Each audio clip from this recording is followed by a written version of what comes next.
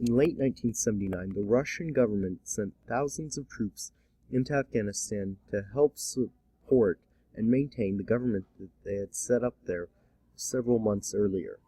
This government was not a popular government, and massive resistance from both Islamic and moderate groups was expected. However, the Islamic resistance, called the Mujahideen, was much more significant in the fact that it had U.S. backing and was a much more effective fighting force. The USSR planned to pay for this intervention by driving up oil prices when selling to the U.S. and their allies. However, the USSR was not aware that American markets were opening up in both Africa, the Pacific, and South America for oil. At the same time, the USSR, with its monopoly on gold, drove up the world price per ounce. However, again, they underestimated the significance of the growing gold markets in Australia and South Africa, thus crippling the Russian economy, leading to massive unemployment and a recession. Now, the Russians invaded mainly through mountain passes through Kabul.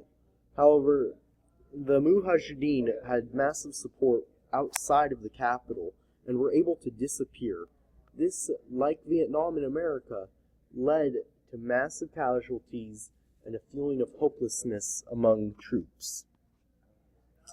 The Mujahideen were supported by the Americans, who funneled several $billion into their organization. The Russians thus had to spend more money and send more troops in order to combat this new developing conflict.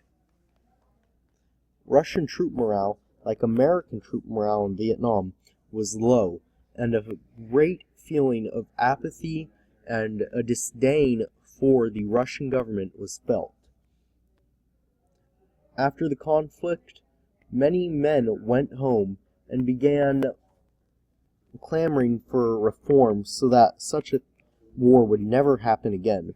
However, coupled with the crippling economy and low general morale, the Russian government implemented democratic reforms that eventually led to massive demonstrations, which in the end led to the end of the USSR and thus the end of the Cold War.